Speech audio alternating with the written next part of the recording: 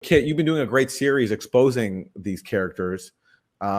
Your latest piece, which I think we should talk about, is about Grayzone fan favorite Chloe Hadjimateo of the BBC, who's been on a tear. She's done a series of programs targeting the OPCW whistleblowers, whitewashing the OPCW cover-up scandal, whitewashing the White Helmets and their late founder, James Lemessurier, now recently engaging in outright, I don't know what you want to call it, snitch journalism, just going after relatively marginal British academics and pulling out ridiculous stops to try to get them fired. I mean, really, that seems to be the goal of her series. And in multiple occasions now, she's had to, or the BBC has had to issue corrections because in the process, she's just committed some egregious mistakes. But interesting enough, these corrections have not even addressed a fraction of the journalistic malpractice that she conducted.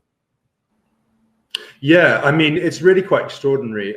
She seems to keep on failing upwards. I mean, if she wasn't protected, I would imagine, she would have, her career would have been long over by now. But yes, I mean, she has a strange tendency to largely be, obscure in the shadows and then crop up whenever, the state needs a particular narrative to be reinforced or needs particular people or types of people thrown under the bus.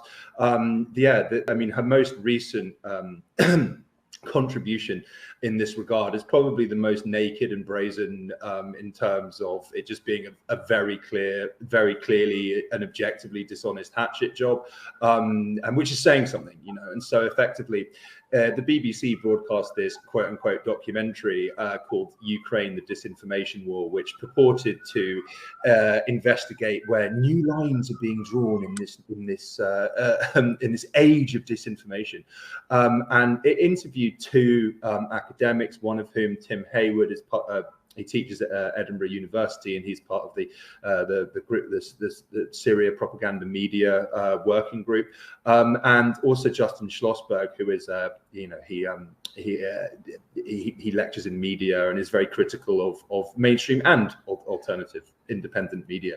And yeah, I've spoken to both of them, and it just seems that from the word go, they set out to smear these people and pretty much end their careers. Chloe did her usual thing of like pretending to be a friend and ally and acting all sympathetic and in order to lure them in.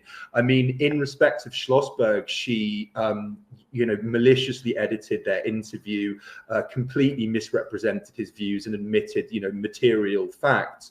I mean, this was related to the public postings of Hayward and Schlossberg on the Bucha massacre, which is a rather mysterious incident in which Russian troops allegedly carried out a mass slaughter of civilians in the city of Bucha before a planned retreat.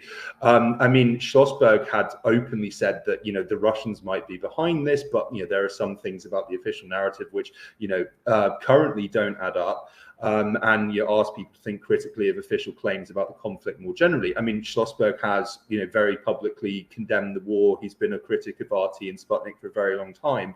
But, by implication and yes, omission and, pretty much outright libel, it tried to suggest that he was being deliberately dishonest and consciously whitewashing Russian war crimes. I mean, in Hayward's regard, the BBC and it seems Chloe personally conducted a very bizarre cold calling exercise where they got in touch with a number of his students, via their private cell phone numbers, and effectively invited them to dish up some dirt on Hayward. In the event, two students, one of whom had never been taught by Hayward, but is a contributor to Kiev Independent, which is a Ukrainian propaganda outlet funded by a variety of Western intelligence cutouts, and another student who had just to underscore that point, they're contacting a student. They're contacting a student who has never even taken this guy's class. And that's how they're trying to get him. And of course, omitting that she works for a U.S. state-funded Ukrainian propaganda outlet. I mean, that's the other funny thing. That's how desperate they are. She hasn't even taken one of his courses, but because she's enrolled in courses at the same school, she's somehow deemed to be a credible source.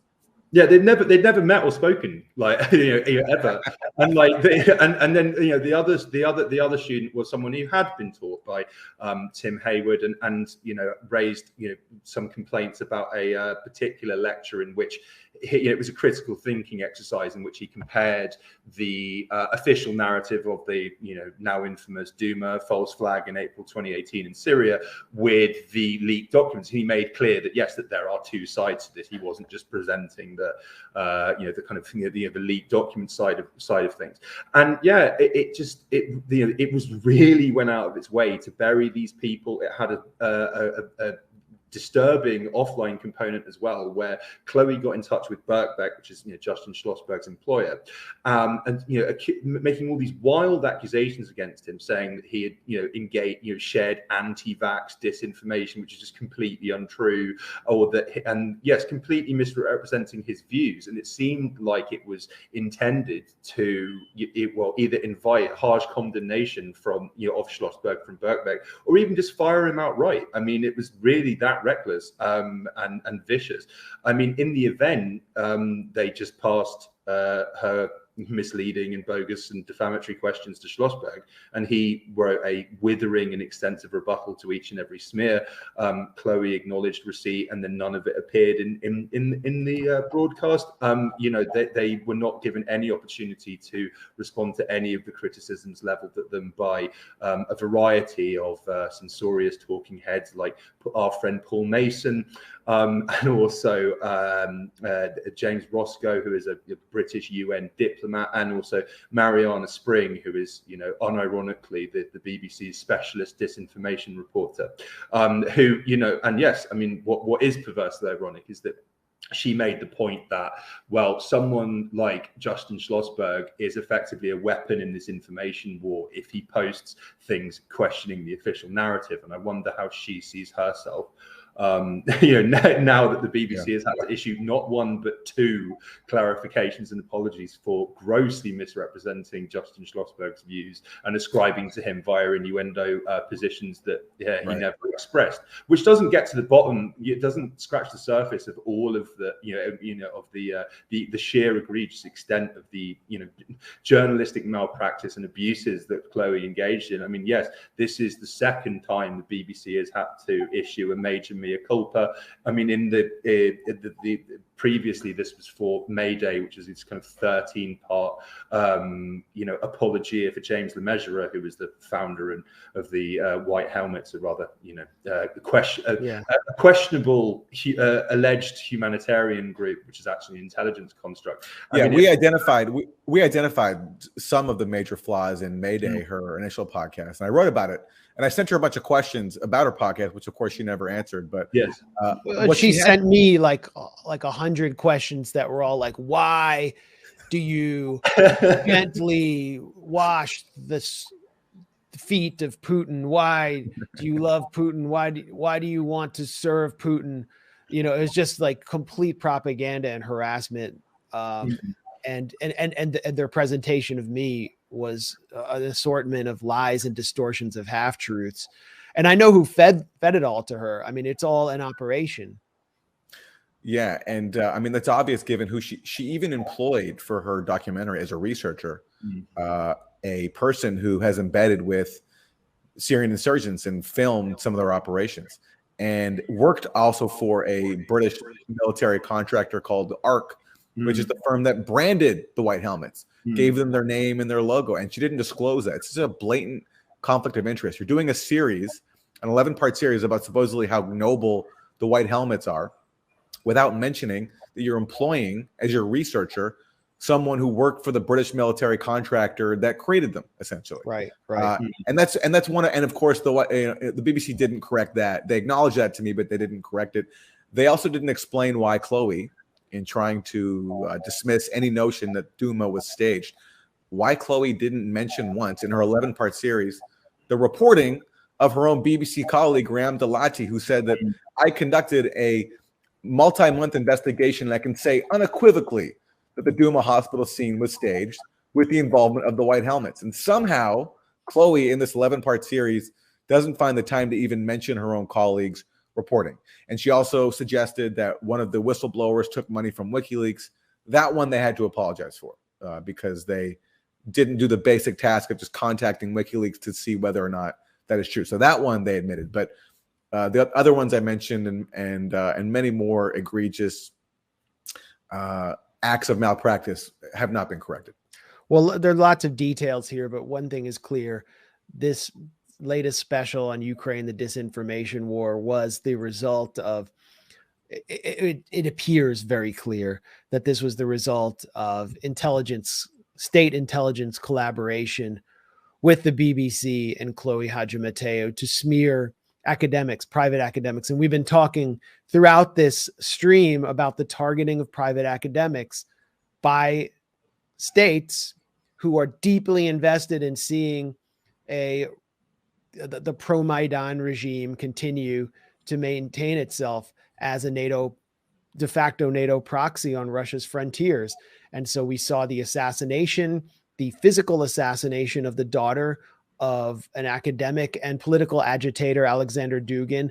And, in liberal democracies or purported putative liberal democracies, we're seeing the targeting of academics, those who were labeled by Paul Mason in his missive to a UK intelligence officer, rogue academics. He said, these are the rogue academics are who I'm after. And so with Kit Klarenberg's investigations, we actually have the rare chance to peer into some of these discussions and deliberations between various private and state actors as they plan to smear and destroy the careers of academics just a handful of academics who are contradicting the official narrative. And Kit, you also bring in someone named Emma Bryant. Where does she figure into all of this? And maybe you can just kind of help elucidate my point a little bit about the role of the British state in generating these kind of BBC products. Sorry. Yeah, sure. I mean, I just think that it was really extraordinary to kind of construct an anatomy of how this program came to be. I mean, it didn't seem to have any very obvious news value or public interest. I mean, it's, two fairly obscure academics had made statements on Twitter. I mean, is that the basis for a major investigation? I mean, but all of this stuff is going on in the background. So you have Emma Bryant, who is a self-appointed disinformation expert who, what previously sat on the editorial advisory board of a NATO PSYOPs journal, and who was colluding with Paul Mason behind the scenes, was providing. I mean, as you say, he openly stated the far left rogue academics are who I'm after. Mason was trying to track down anyone and everyone who was questioning official claims about the war in Ukraine, which is a reasonable and very sensible thing to do. And yes, Bryant boasted about how she could give him a number of names of people. She offered, and indeed it very much seems that she delivered on this. She offered to give Mason effective access to an organizing listserv, which is an electronic mailing list. The subscribers of which are a bunch of dissident academics like Piers Robinson and David Miller, who've previously appeared on the show. She also handed over this email that had been sent to the listserv from this. He's an academic at a Swedish university called Greg Simons, and this was a fairly routine circular that had been sent to Simons from a Russian academic that was, had some fairly mundane questions about the sources and causes of conflict, and Bryant framed this completely anodyne, interaction as an example of direct Russian state contact and, an example of how the Kremlin grooms academics in Britain, which is completely ridiculous on its own terms. But I mean, even more so when you consider that the academic in question is like a liberal reformist who's part of a group of a charity in the UK that seeks to document reported human rights abuses in Russia. So I mean, he's quite clearly not a Kremlin agent.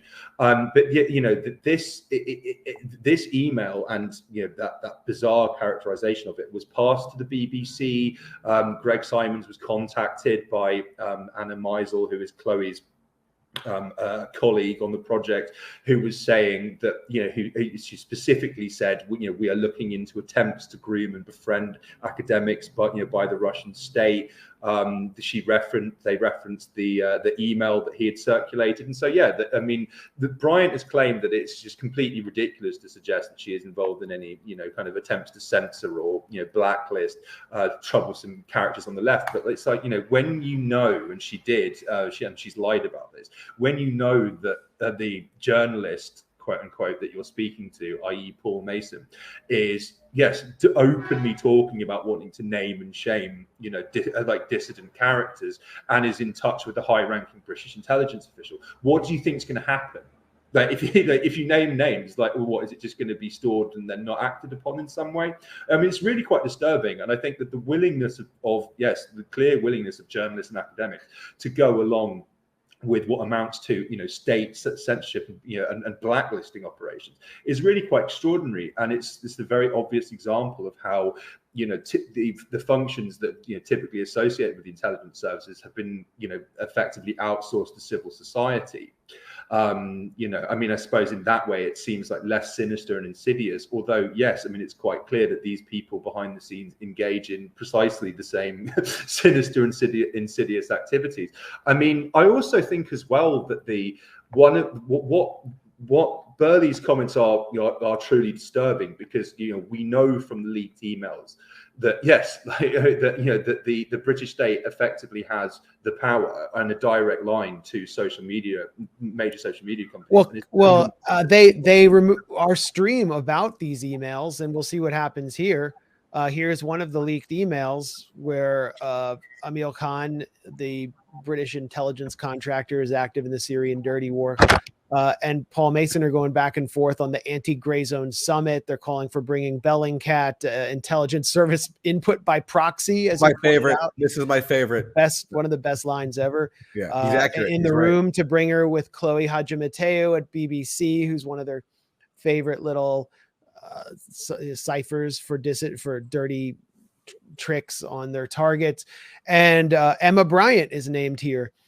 And so anyway, my point was that our entire live stream, Aaron, on these emails was immediately removed by YouTube on the grounds of harassment and cyberbullying. It was completely factual.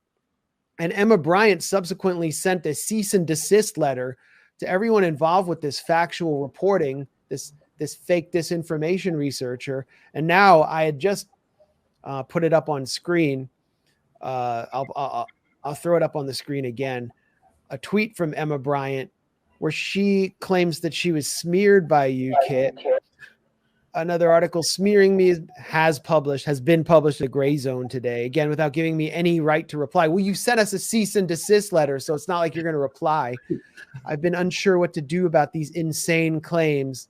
Oh, and then she's playing the damsel in distress, that she's being bullied and cyber harassed by factual journalism about her falsely labeling an academic as a Russian state collaborator and sicking the BBC, or inspiring the BBC to target that professor. And she's the victim here. And she's kind of like reaching out. And obviously what she's doing is inviting more calls for us to be censored. If you actually read the article, you'll see she's not the victim. She's the perpetrator. And Kit, when you sent her questions before, has she ever replied to you with answers? No, I've sent her right to replies numerous times. She's ignored them. I mean, I think I think that it's interesting. Her attempts to garner sympathy seem to, you know, there's ever diminishing returns. Like, but, you know, each and every time that we publish on her, she posts some lengthy thread, you know, allegedly poking holes in our reporting, but then it actually just amounts to nothing. I mean, yeah, I think that she's heavily exposed. I've heard from several associates of hers who've actually gotten in touch because they're rather shocked by her behaviour, that she is constantly trying to concoct fresh schemes to try and undermine me. I mean, again, it goes back to what you said at the very beginning, Aaron. Like, why not just actually try and debate or rebut us? Well, maybe she can get an adjunct position at Karen University if she's having trouble right now.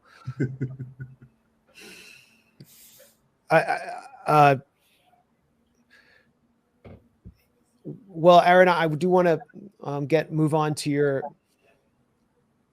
coverage of to the extent that, or your commentary on the Mar-a-Lago FBI raid.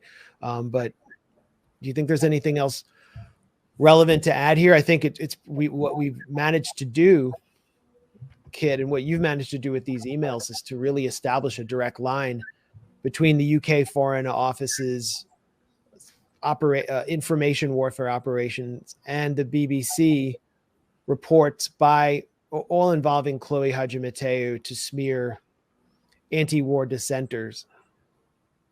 Yeah, and by the way, I'm blocked by Paul Mason now, or have been for a while, so I don't see everything's been saying. But the last time I saw someone screenshot him, he's still trying to say that the emails that we published may have been altered.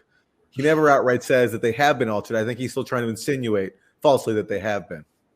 Well, I think what's interesting is the comments that he makes in that BBC, the aforementioned Ukraine, the disinformation war, is he makes the appalling argument that actually you shouldn't challenge or question official claims, because in doing so you create doubt, and Russia then exploits that. But I mean, if you want to talk about lamely attempting to create doubt, he consistently sticks to this line that, oh, well, the emails are likely edited or fake, or maliciously misrepresented, or they may be. And it's like, well, you would know, wouldn't you?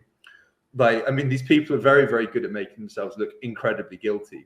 But yeah, I think that's about it, really. Okay, well, Kit, thanks so much for joining us to my pleasure help us put this together piece by piece and to delve into the details of this continuing saga that we're going to be exploring at the Grayzone, because this is far from our last piece on this.